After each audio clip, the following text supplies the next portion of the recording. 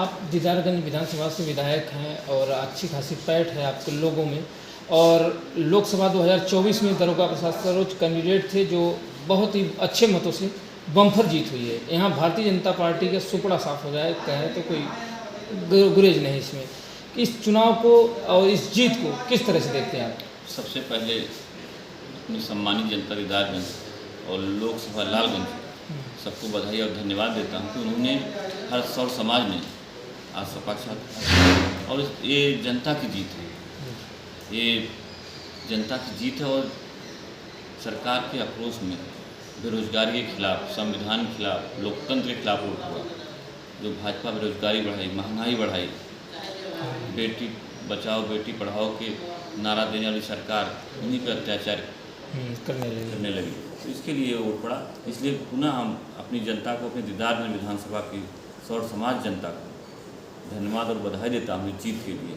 सबसे बड़ी उनके लिए बधाई देता हूँ। जी, एक चीज़ निकल के आई विधायक जी कि यहाँ दीदारगंज विधानसभा में राजभर बाहुल्य क्षेत्र है और यहीं से आप विधायक हैं। लोग कयास लगा रहे थे कि लालगंज और आजमगढ़ में ओम प्रकाश का अलायंस टूट गया है, एनडीए में शामिल हो गया है और एनडीए को ज़्यादातर राजभर वोट करेंगे, लेकिन ऐसा होता हुआ नहीं दिखा। हमारा समाज, राजभर समाज बात करते हैं, उस सपा के साथ विधानसभा चुनाव में सपा के साथ था, लोकसभा में चुनाव में पूरे प्रदेश में, हम अपने दीदारगंज विधानसभा की बात नहीं कर रहे हैं, पूरे प्रदेश में राजभर समाज समाजवादी पार्टी के साथ, राष्ट्रीय अध्यक्ष अखिलेश यादव जी के विचारों के साथ जुड़ा था और वोट किया और आगे भविष्य में वोट करता रहेगा। ओम प्रकाश राजभर यहीं आए थे मार्टिनगंज दीदारगंज विधानसभा में, आकर कहे कि हम तो चचा हैं और दोनों लोग बच्चे हैं अखिलेश यादव और राहुल गांधी को, कहें राजभर समाज का टोटल 99% हमको वोट जाएगा। देखिए, आप किसी के कहने से कि राजभर समाज कहाँ जाएगा कहाँ नहीं जाएगा, राजभर समाज के जहाँ हित है, जो सम्मान देगा उसी के साथ रहेगा। समाजवादी पार्टी ने एक टिकट रमाशंकर राजभर जी को दिया और जिताया भी, समाजवादी पार्टी ने जिताया भी। उसी तरह हमारा समाज पूरे प्रदेश में सपा के साथ रहा, भाजपा ने एक भी टिकट नहीं दिया, इसका खामियाजा भाजपा को पूर्वांचल में भुगतना पड़ा।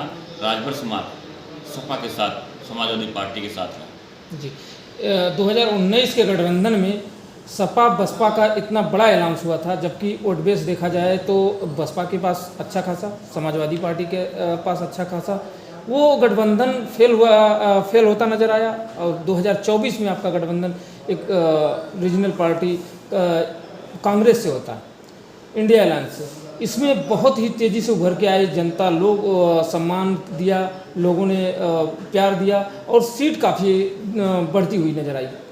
ये चुनाव जनता ने चुना लड़ा, बेरोजगारी के खिलाफ, रोजगार के खिलाफ, संविधान के खिलाफ वोट पड़ा।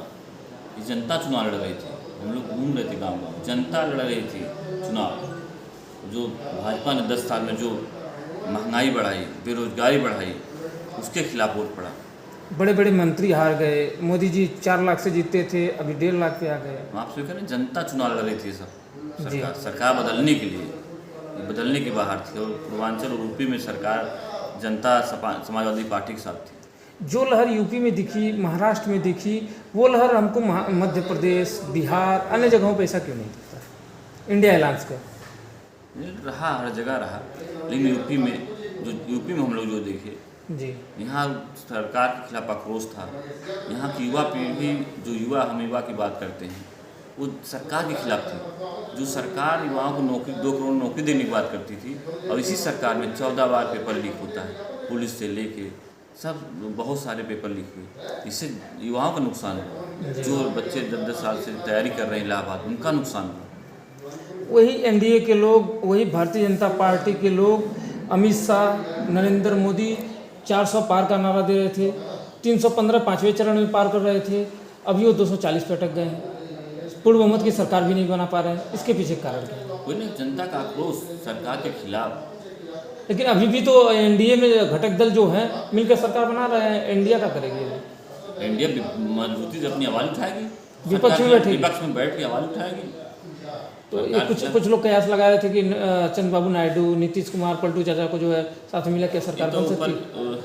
ऊपर की बातें हैं, क्या होगा क्या नहीं, लेकिन हम लोग विपक्ष में रह के सरकार के खिलाफ, सरकार की गलत नीतियों के खिलाफ, बेरोजगारी के खिलाफ, महंगाई के खिलाफ आवाज़ उठाई जाएगी। जो सरकार स्वास्थ्य के खिलाफ, शिक्षा के खिलाफ, जो सरकार सही से शिक्षा नहीं दे पा रही, सही से गरीबों को स्वास्थ्य नहीं दे पा रही, स्वास्थ्य सेवा नहीं दे पा रही, उसके खिलाफ आवाज़ उठाया जाएगा।